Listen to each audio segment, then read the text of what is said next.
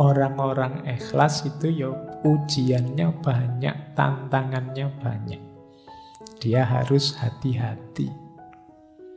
Nanti kita lihat ada banyak sekali tantangan-tantangan orang ikhlas. Ini kalimatnya Imam Syafi'i ini sering saya sampaikan dengan logik yang saya gambar itu, bahwa manusia itu berharga karena ada rohnya, nyawanya.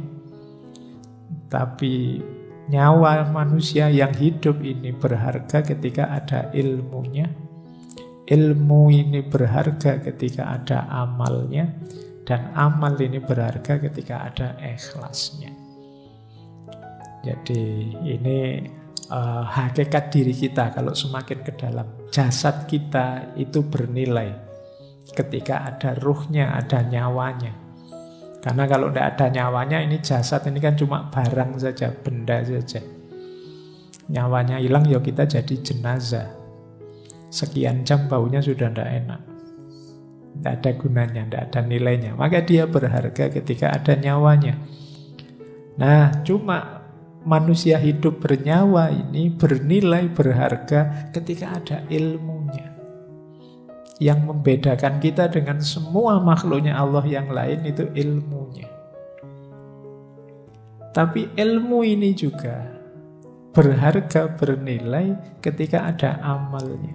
Buat apa? Ilmu yang teoritis saja, dihafalkan saja, numpuk sebanyak itu di perpustakaan, gunanya apa? Tidak ada harganya kalau tidak ada amalnya. Bayangkan Indonesia ini memproduksi berapa banyak konsep, berapa banyak teori. Dari kalian saja yang mahasiswa, coba dihitung. Di kampus saya UIN itu setahun 4 kali wisuda. Setiap kali wisuda 500-an orang. Berarti 2000 satu tahun. 2000 itu semuanya bikin skripsi, tesis, disertasi. Bayangkan kalau setiap skripsi, setiap tesis tadi menyumbangkan sesuatu untuk hidup kita berbangsa, bernegara, beragama.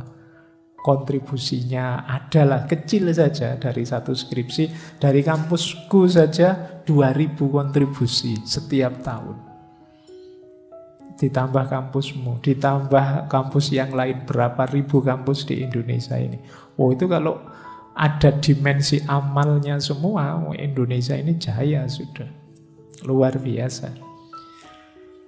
Cuma ya kan kalian tahu sendiri kan pada akhirnya skripsimu itu yang numpuk di perpustakaan. Isinya juga begitu-begitu. Nanti ditiru adik kelasmu. Iya. Ya sekarang ada Turnitin tidak bisa jiplak, tapi kan ya kamu sudah pinter ganti kalimat. Apalagi saya kemarin ada yang cerita itu ada trik-triknya Pak biar tidak terdetek oleh Turnitin. Ya, ya wis pintermu memang di situ. Jadi ya makanya akhirnya ya apa kalau bahasa agama jadi tidak barokah ilmumu. Cuma numpuk di perpustakaan. Kamu juga saya yakin waktu nggarap skripsi kan tidak terbersit nawaitu ilmu lillahi ta'ala. Bayanganmu kan sementing ndang lulus, sementing cuma itu dok pikiranmu. Ndang dapat gelar, ndang tidak ditanya-tanya kapan lulus, pikiranmu itu saja, ya sudah. Ya kita memanen apa yang kita tanam. Apalagi level paling tinggi ikhlas. Jadi sudah diamalkan pun kita masih perlu ikhlasnya. Baik, ini keutamaannya.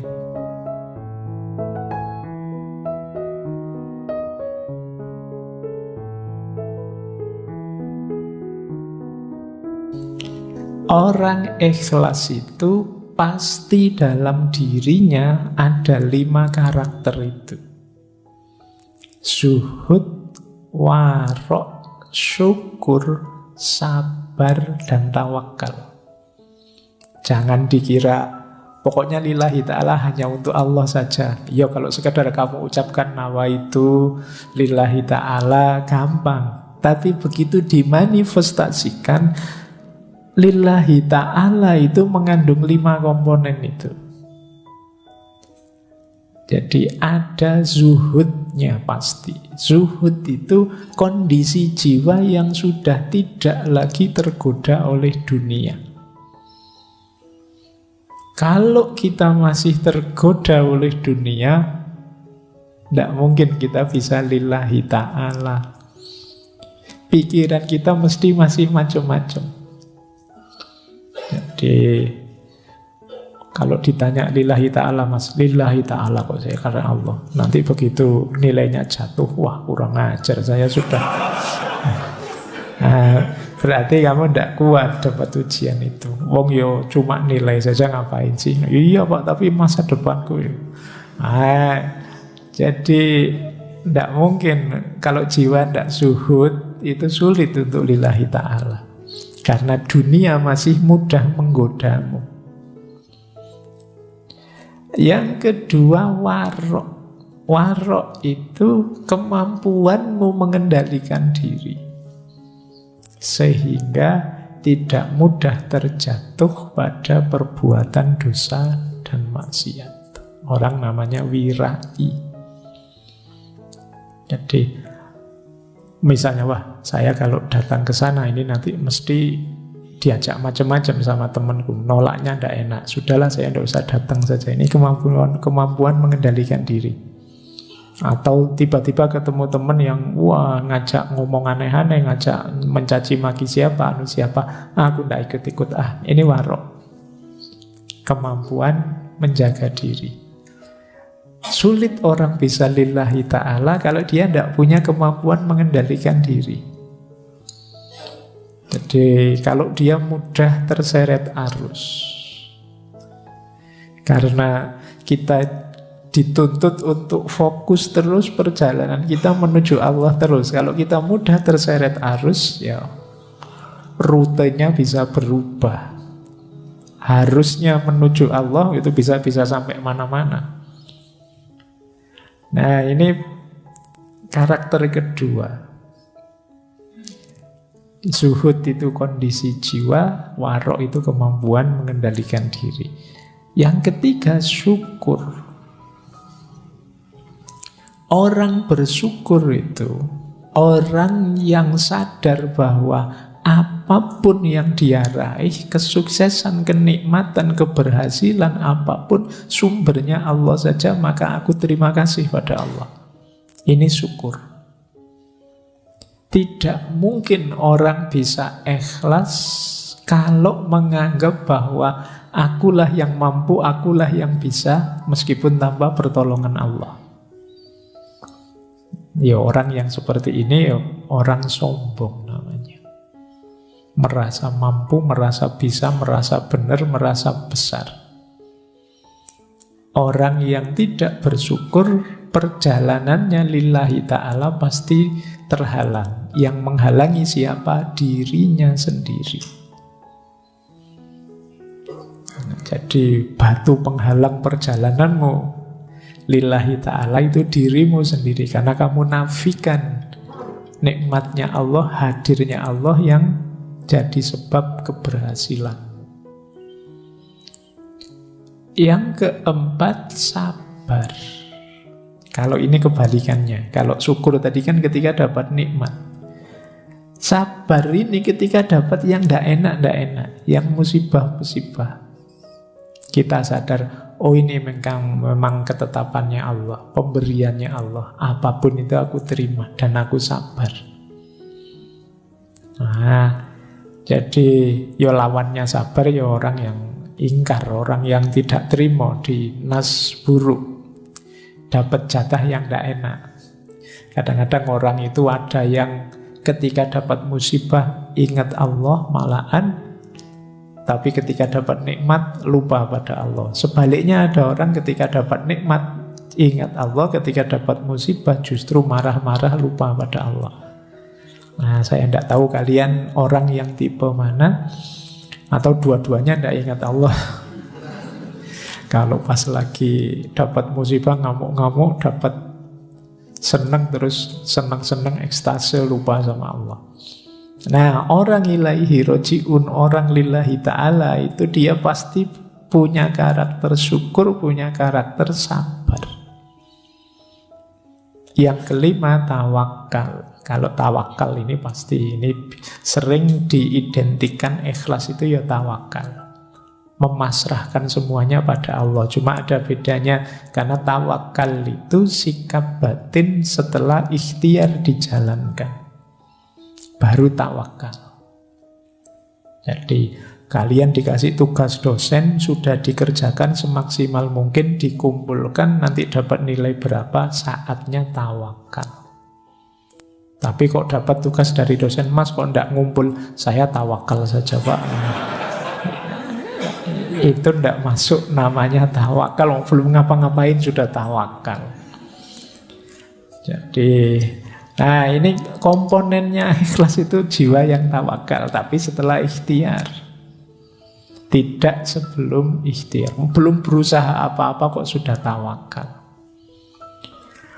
Belum nembak kok sudah pasrah. Sudahlah, terserah Allah saja. Kalau jodoh ya nanti datang, kalau tidak jodoh ya oh itu namanya bukan tawakal. Ya diikhtiari. Kalau tidak jodoh pasrahkan pada Allah. Kan gitu, kamu logikanya kebalik. Jadi sejak awal sudah bilang, belum apa-apa sudah bilang, biar aja Pak, nanti kalau jodoh ya ketemu-ketemu sendiri ya. Keliru rumus tawakalnya di depan. Jadi niatnya lillahi ta'ala, diupayakan semaksimal mungkin, kalau meleset pasrahkan pada Allah.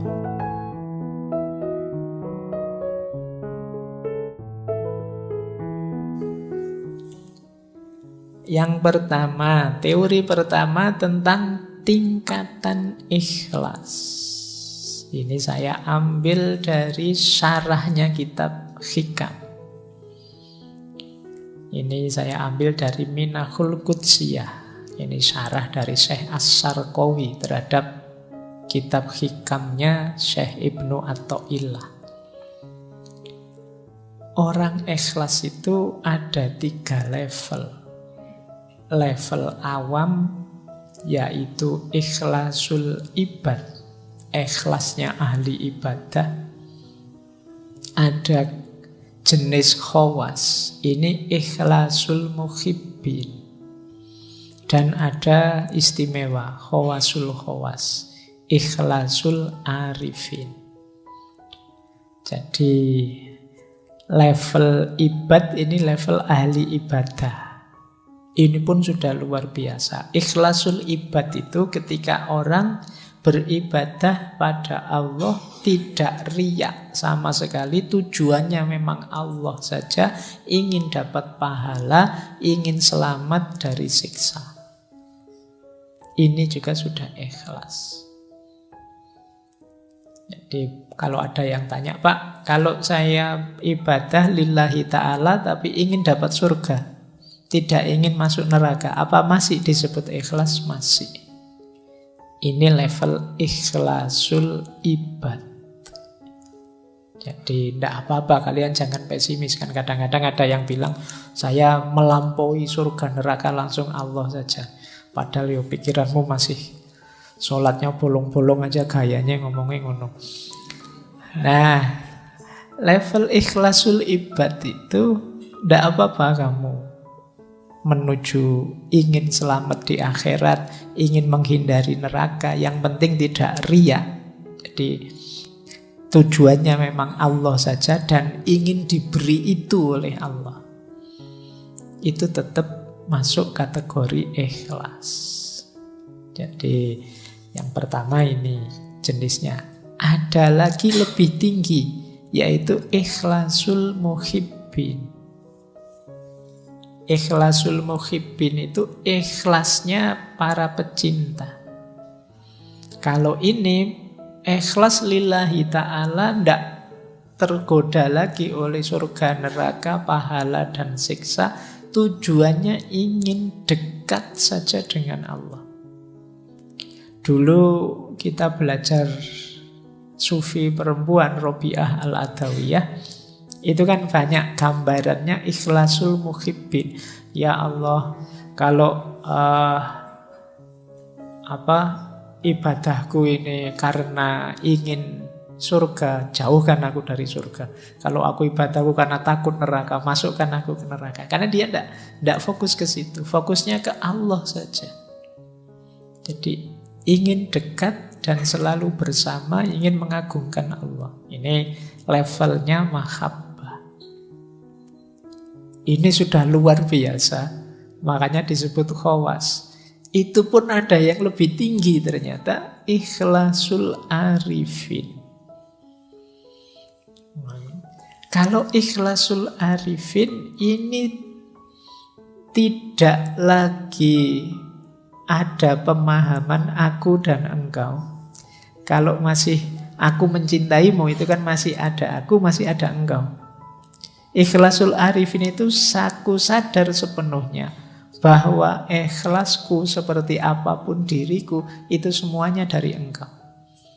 Kalau aku mencintaimu ya Allah, itu pun cinta yang kau anugerahkan dalam diriku. Jadi andilku itu tidak ada sama sekali. La haula wa la quwata illa billahil aliyyil azim. Dayaku, kekuatanku, apapun kebaikan yang aku lakukan, itu semuanya hakikatnya adalah engkau, bukan aku. Orang yang level muhibbin tadi kadang-kadang kalau tidak hati-hati terjebak membanggakan dirinya. Bahwa aku bisa ikhlas, aku bisa tidak tertarik lagi surga neraka dan lain sebagainya. Tapi di level arifin itu sudah tidak mungkin lagi karena dia sepenuhnya sadar bahwa kebaikan dirinya, cintanya pada Allah, dayanya untuk menuju Allah, itu semuanya hakikatnya anugerahnya Allah saja. Tanpa Allah mengizinkan, ridho, menganugerahi, tidak mungkin bisa begitu. Itu namanya ikhlasul arifi. Nah, ini jenjang-jenjangnya. Jadi silakan teman-teman nanti muhasabah ya, sudah punya jenis ikhlas yang mana dalam diri kita. Yang pertama pun tidak apa-apa, itu juga termasuk ikhlas. Jadi sudah lillahi ta'ala. Paling tidak yang pertama itu tidak ada target-target duniawi. Jadi tidak riya, tidak ada target-target yang selain Allah. Targetnya ukhrawi. Nah, ini pun sudah masuk kategori ikhlas.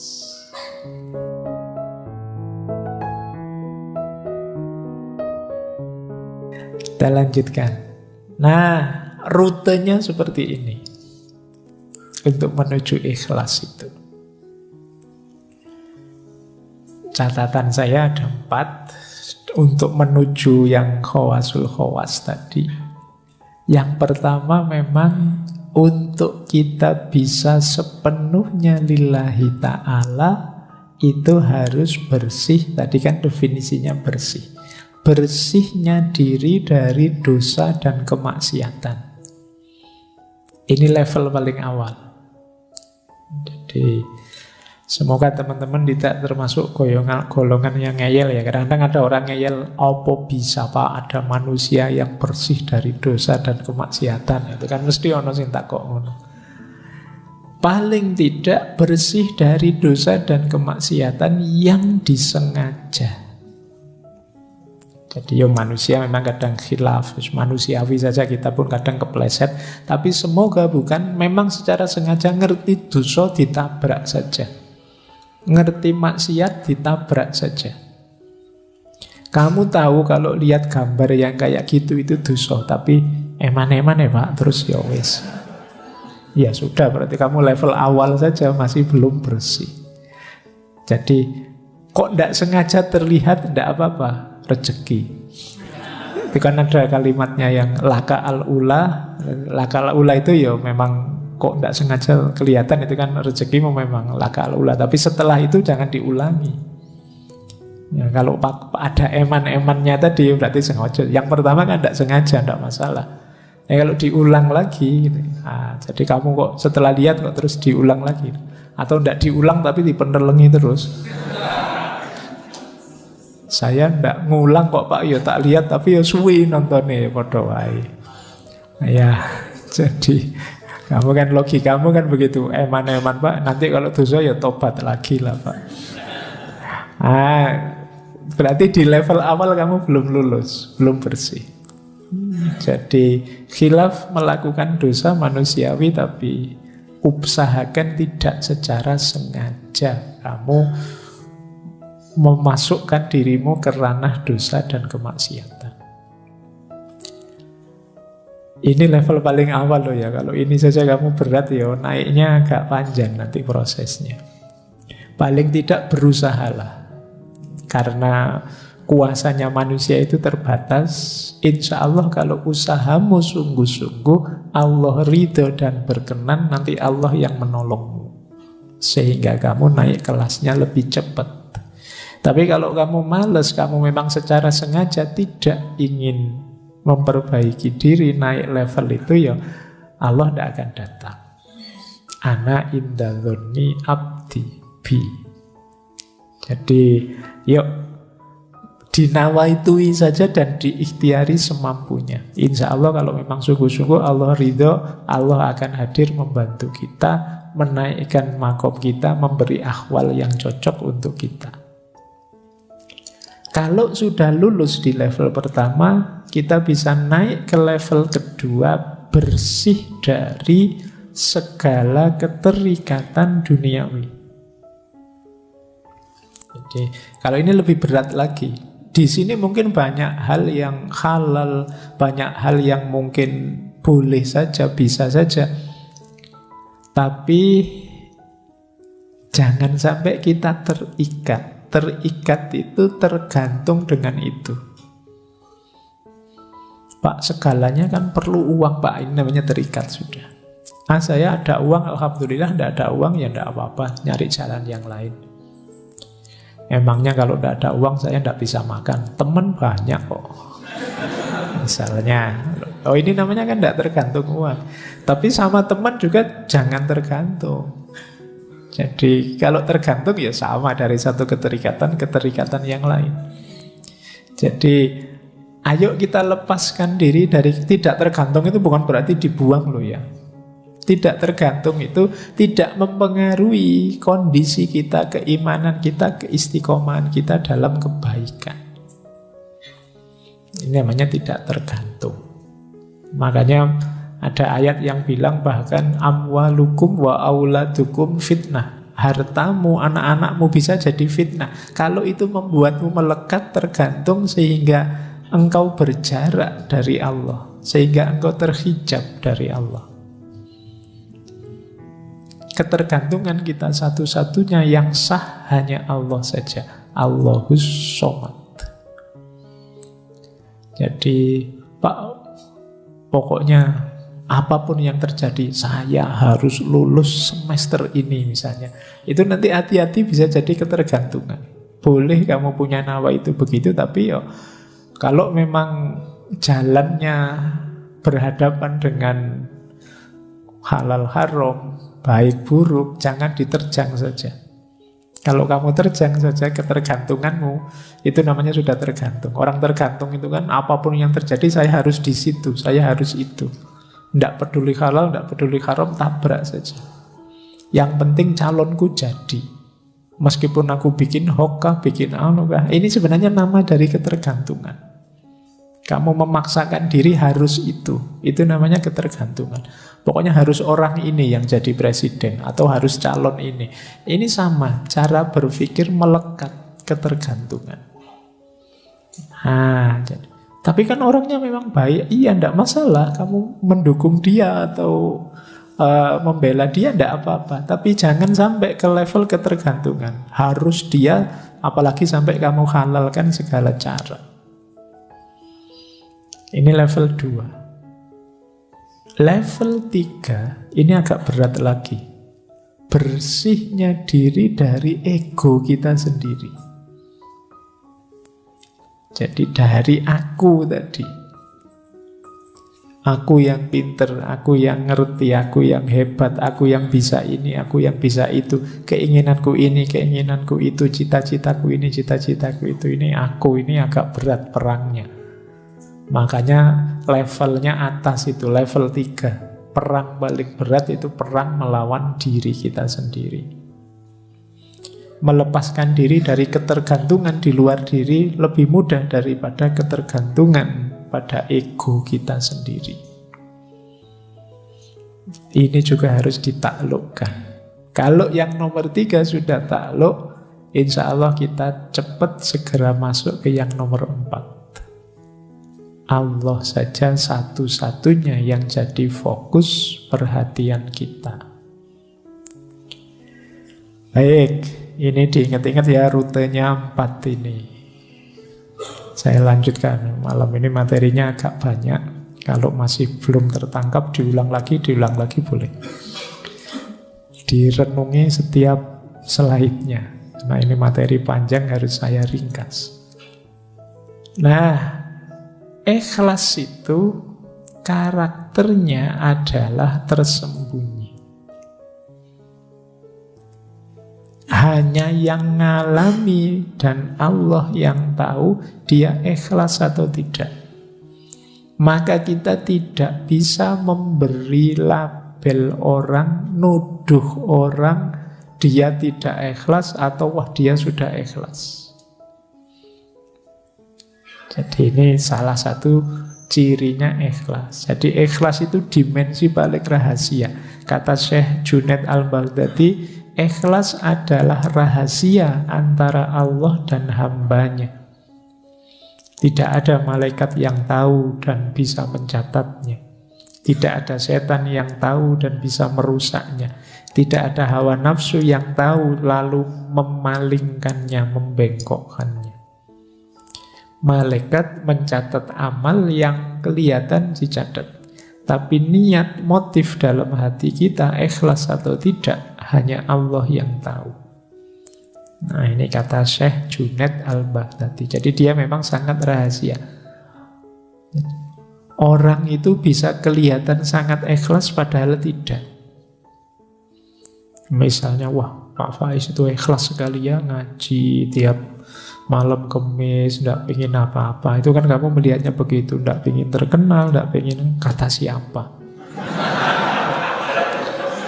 Ya kan? Kamu kan tidak bisa menilai hanya wah, dari kelihatan luarnya. Kalau urusan ikhlas, jadi hanya kalau tentang saya ya hanya saya dan Allah yang tahu. Ya untunglah Allah itu sayang sekali sama kita ya. Aib-aib kita itu tidak dibongkar mentah-mentahan kayak kalian bongkar aibnya musuhmu di medsos-medsos itu. Kalau Allah sebaper itu habis kalian. Jadi kamu mungkin tidak berani keluar rumah sudah. Baik, jadi ikhlas itu berarti tersembunyi. Maka dia tidak bisa jadi komoditas kebencianmu atau kecintaanmu pada seseorang. Pilihlah tokoh ini orang ini paling ikhlas loh dia itu. Ya dari mana melihatnya? Karena ikhlas atau tidak, hanya Allah dan yang bersangkutan yang tahu. Jadi ini karakter pertama dari keikhlasan. Dia tersembunyi. Kedua, nah, ikhlas itu kalau ini saya ambil dari Syekh Imam Haris Al-Muhasibi. Diingat-ingat ikhlas itu tidak untuk yang mubah, yang makruh atau yang haram. Pak saya itu bohong, tapi saya ikhlas kok Pak. Nggak iso. Haram ya nggak ada hubungannya sama ikhlas. Saya tahu yang saya lakukan ini tidak boleh Pak, tapi saya dengan tulus melakukannya. Ikhlas Pak, enggak. Jadi kata Imam Haris Al-Muhasibi, perbuatan mubah yang tidak diniati mendekatkan diri pada Allah, ini maksudnya misalnya minum, makan, itu kan mubah. Tidak ada hubung Pak, saya makannya ikhlas sekali loh Pak. Kecuali kamu ada niat yang kamu hubungkan dengan Allah. Pak, saya makan ini Pak, biar kuat ibadah Pak. Nah, maka nawa itu saya makan biar kuat ibadah lillahi ta'ala. Kalau ini bisa. Tapi kalau tidak kamu niati untuk mendekatkan diri pada Allah, ya tidak ada hubungannya dengan ikhlas tidak ikhlas. Perbuatan makruh dan haram tidak mungkin dilakukan dengan ikhlas. Misalnya kata Syekh Haris, membangun rumah untuk kenyamanan diri, memandang sesuatu yang haram dengan dalih ciptaannya Allah. Kadang-kadang yang kamu lihat-lihat di HP tadi kan, yang tak contohkan tadi, wah ini kan ciptaannya Allah Pak, indah sekali Pak, luar biasa indah. Saya melihatnya mengagumi kebesaran Allah Bapak, itu enggak. Kata Imam Haris, enggak. Dimarahi kalian kalau pakai argumen itu oleh Imam Haris Al-Muhasibi. Jangan sebut-sebut ikhlas dalam perbuatan itu, karena sedikit pun tidak mendekatkan dirimu kepada Allah. Jadi ini catatan. Jadi yang tadi ikhlas itu pasti tersembunyi, kemudian ikhlas itu tidak dalam yang mubah, yang memang dalam status kemubahannya, yang makruh dan juga yang haram. Jadi tidak boleh perbuatan haram kamu cari argumen dengan sudut pandang yang berbeda biar dia jadi halal atau ikhlas lillahi ta'ala.